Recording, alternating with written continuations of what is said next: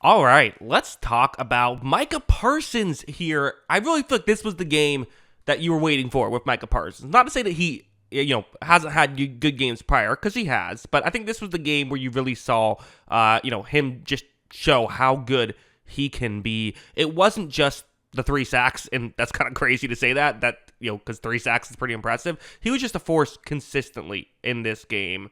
This play, he's going to be going up one-on-one against Arizona's left tackle right here. It's Paris Johnson Jr., who I should mention, a very good left tackle, was a former 6th overall draft pick by the Cardinals, does some nice things for them. Watch how when this play begins, watch how Parsons just drives Paris Johnson back towards the quarterback. When you can overpower a player like that, it just is so difficult to deal with if you're a quarterback, right? Because if there's a speed rush towards the outside, well, then you can try and run to the inside. If it's an inside move, you can, potentially get outside the pocket, right? But something like this, the only option you have as a quarterback is to get rid of the football, or maybe there's an avenue somewhere else on the defensive line, which there actually is on this play. Watch as Brissett's going to do a nice job of finding what he could, but ultimately has to, can't sit in the pocket, has to, his first read wasn't open, and has to just put his head down and run for a couple yards instead of being able to get to your next read. So that's, a huge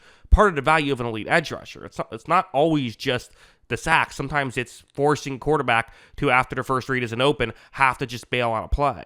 We also saw something like this where what's going to ultimately happen is you're going to have, so the left tackle, once again, Johnson will be going up one-on-one against Parsons. Watch how when this play begins, really good inside move by Parsons to get past him. Although the left guard is in position to kind of help out here, as he kind of lets the center handle defensive tackle, and now he's blocking Parsons. So again, this is part of the value of Parsons as well, right? Is now all 3 of your other defensive linemen get one-on-one matchups. But also, watch how Parsons fights through. And again, he was going to get to the quarterback. Again, quick throws can negate good pass rush. And we saw that in this game, I thought. Brissett did a pretty good job of getting rid of the ball quickly. But, this is, again, just the value of Micah Parsons on this play. And just go to show how consistently he was winning, even on plays that were actually positives for the Cardinals. He was still winning. Let's show a run defense play. A lot was made about run defense with Parsons. I think Jerry Jones had I think he had some sort of quote saying we made this move to get better at stopping the run. And I don't think that was really a diss at Parsons as much as it was just praising Kenny Clark. Although maybe I'm being naive, maybe it was. I don't know, right? But ultimately, I do think the Parsons run defense stuff is completely overblown. So Parsons, actually remember him losing a game against the Cardinals where they kept just running James Conner right at him and essentially just wore him out. Now he wasn't able to be effective in the pass rush. But here's I think where people get confused is he's not a bad run defender. In fact, he's a pretty good run defender. He's not quite Myles Garrett, and so because of that, you can try and run at him. Here, though, when they kind of try that, you have a tight end blocking him, so you might say, oh, well, that's certainly a mismatch. And it is Elijah Higgins, a tight end who's kind of been more of a receiving tight end than a blocking tight end, even though obviously you have Trey McBride, who's kind of the ultimate do-it-all tight end. Anyway, you see for Parsons, when Higgins tries to make this block, Parsons just drives him back. At this point, running back is going to try and go towards Parsons' direction,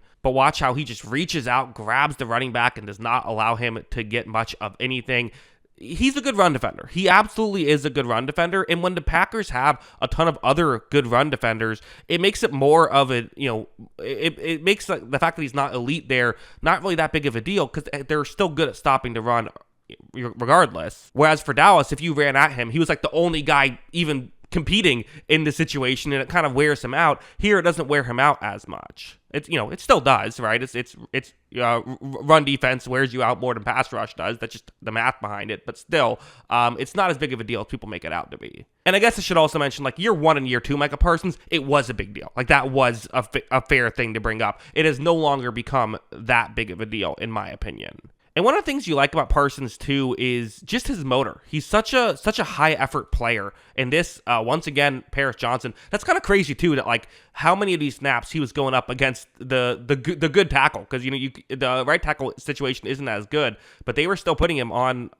Just they liked him to try and get some blindside pressure, so that's why they're doing this, going up against the left tackle. Watch as when Brissett takes the snap. First, listen, Johnson's holding his own here, and again, that's the life of a pass rusher. Like, as crazy as I'm raving about his game, like he won like 33% of his snaps from just that's a guess, but that's around what it was, which is a crazy high number, because that's usually you just can't win that much, because that's how football works. It's similar to like baseball, right, where a great hitter hits 300. But watch how Parsons keeps fighting, eventually uses his hands to get free, and still gets there for the sack. So again, if Brissett had a first read that was open, well, this isn't a sack. But you know what? Get to him before the second read then, or before the third read, right? Just keep fighting. Eventually, you're going to get home, and if the coverage helps you out, then you can get the sack. Quite frankly, these are sacks Micah Parsons just didn't get in Dallas because they gave up pressure too quickly. They gave up someone open on the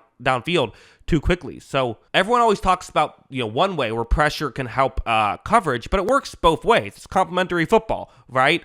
If you can get coverage down the field, well, that gives time for the edge rusher. It works both ways. And also, this is interesting. So the Packers have several good edge rushers here, and hey, I don't even have to circle the play or anything, because the broadcast is letting you know where Micah Parsons is on this one. He's lined up on the inside. They've been doing this a bit, and watch how he does do a pretty good job of getting through there. Again, if Brissett doesn't get rid of that ball quickly, honestly, if Brissett was holding on to the ball longer, Parsons could have had like 5 sacks in this game. He was constantly creating pressure here. Again, that's why I like stuff like pass rush win rate, and even I like PFF grades. I know that's a whole controversial take, but I like it because it factors this stuff in.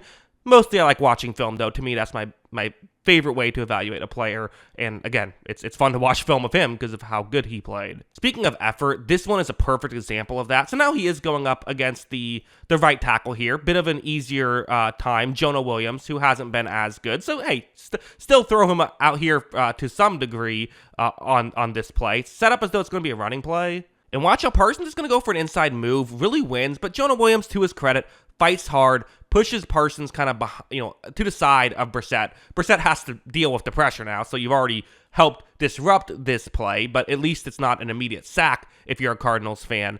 But again, watch the hustle of Micah Parsons. Watch him just keep moving, and he is going to ultimately get to Brissett. I believe that did count as a sack, or I think that was a sack, but that was also a hip drop tackle on Parsons, which is tough. I mean, I don't know how you avoid that as a defensive player, if you want to call it a negative, because he got flagged for it, so I guess it is a negative. But to me, I'm more impressed with the hustle and stuff. Obviously, you'd love to tackle without the hip drop tackle aspect, but yeah. It's still good stuff. And also just to play like this, again, this is against Jonah Williams right here, and just watch him do what he can do.